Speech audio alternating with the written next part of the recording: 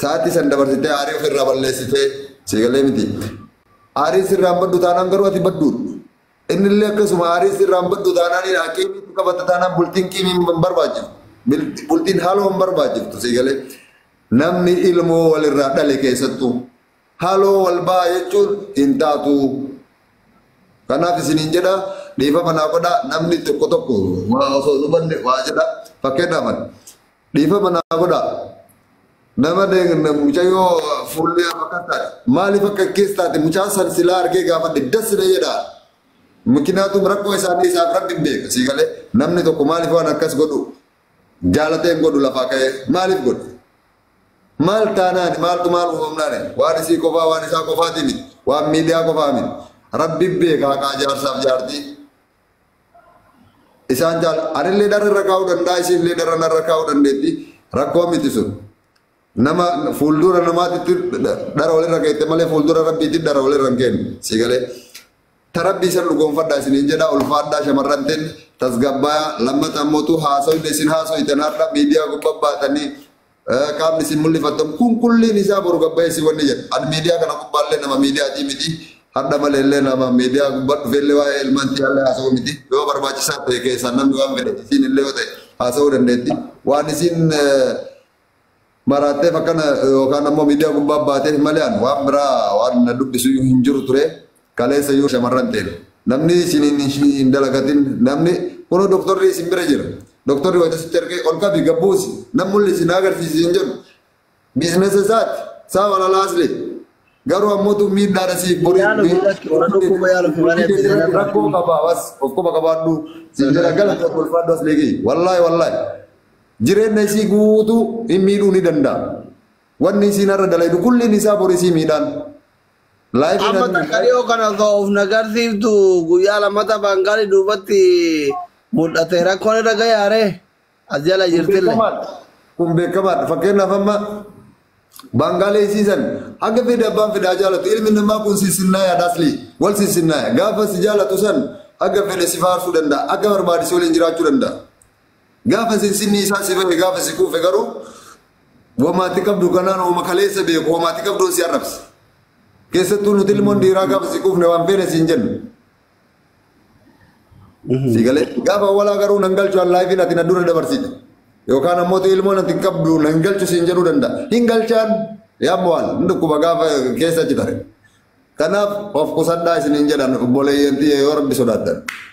Galatooma ulfaadhaa doktor maal jettan? Bareeda alaa kullaa nama wanni akka obboleessa kee hanqabaa tokko sitti dhaamadhu. Akkuma duraan obsitetti obsii jaarsaaf jaartii waan irratti wal dhabbii keessan isiniif rabbi qofa beeka nun beeynu.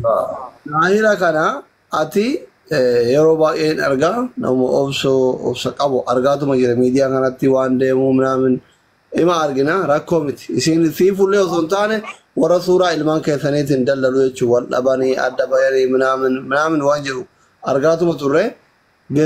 Ho'isaa kantu amma mucayyoo miidiyaa irra baasiti galee. Kanaafi miidiyaa irra taataa miti mana murtiitii miti dubbii keessan wal dhabdee keessan manguddoon si haalaaltu isa wal dhabdee keessanii. Bikoos nama jaarsaaf jaartii wal lolu kana jaarsummaa haasayuu hin beeku waan ta'eef dafee fa'aara waan ta'eef jechuun waraana keessa ture uummata rukutamaa kana boogaa dami ture biyya Chaayinaa waraana leenji'aa ture waan ta'eef hin beeku beektaa. Jaarsummaa jaarsaaf jaartii jidduu haasa'uun beeku.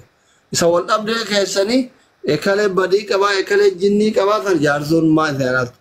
Isa mootu waa'ee ilmoon keessan sillee ilaallata isillee ilaallata anas ilaallata warra asirraan laalu kanas ilaallata. Oromoo kana guutuu ilaallatan ani kophaa kiyyaa siin hin geenne rabbii gaditti isiin illee kophaa siin hin geenne ana illee miti namni itti cabe isiitu itti cabe.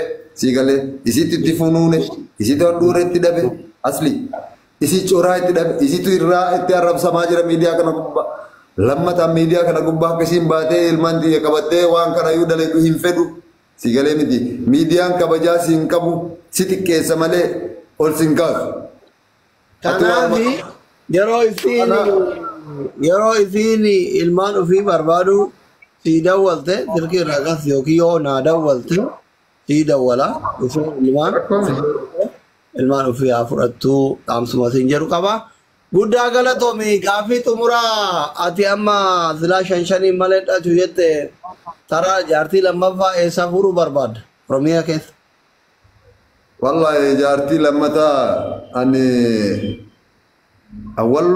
walloo kana hedduu jaaladha. Dubartii walloo ani silaa fuudhee natti tola. Na Booran. Ijoolleen Baalee nolaa jirta jalaa shamarran. Nurraan tarkaanfatee osoo nu eegaa jira. Dhugaa jedhan kaleessaa kanatti riba dhabeenu. Ati walloo Booranaan keessa lameeffatu barbaadda? Yaa. Qophaa'aa kan warri Booranaati warri walloo shan dhaluuf qophaa'aa maasha Allah. Sadaffaa hoo? Sana arsima guutuu waliin qabaaf. Arfaffaa hoo?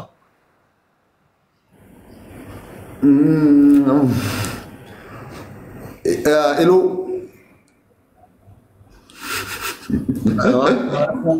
Yoo siira kormaatitti manatti si qallamneetiin dubartiin akka Oromoon kun miliyeena 50 kanarraa 100 of seenuu feena guddaa yoo deemtee jaartan qabnetti achitee homaa rakkoo qaba. Dhugumatti silaa qamaa jira waan ta'eef abbootiin qabeenyaa tokko tokko mucaa hiriyaa keetii kan shan dhalchusan nutu fandii godhaa dubartii jaarsan qabne yookiin jaarsa irraa du'e irra deemee shan itti haa dhalchuu jedhani waan kanatti maal jetta? Waa takka rakkoon qabu jedhin isaanumaan fandi haa godhan malee annama ilmoo 80 dhaluuf qophiidhaan. 80? Siin jechaa tureemi ilmoo 80 ol fedhaan yoo rabbi naa kenna.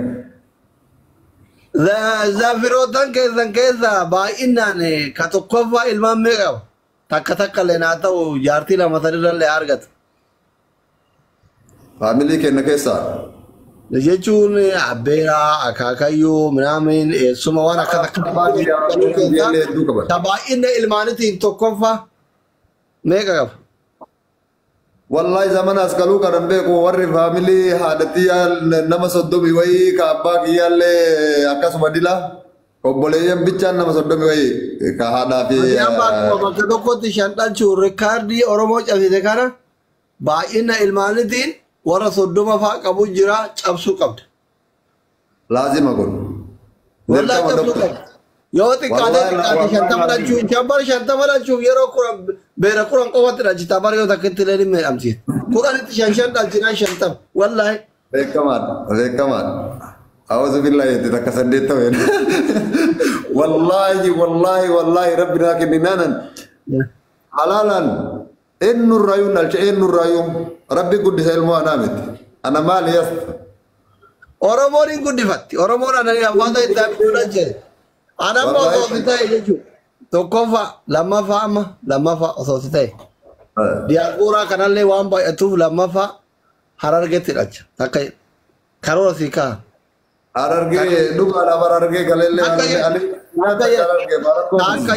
takka shan Harargeetti dhalcha. Lammata mootu ganda keessan galtee Baaleetti dhalchita. Meeqa ta'an 15 ta'anii miti as deebitee kara Shaashamannee kan dhuftee 5 dhalchita. Meeqa ta'an 20 ta'anii miti ol gara galtee Booranaan itti deeggamta. 25 jedhe achumaan walloon dhayxee itti dhalchita. 30 ta'an moo hin taane Wallaggaan dhufta. Ta bosona keessa teettullee maaliif keessaa dhabde itti dhalchita.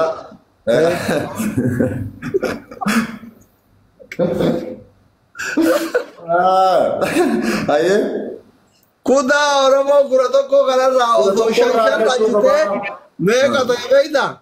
Ilmaan 500 ta'e. La ilaha illallah. Tambooda Oromoo jechuudha.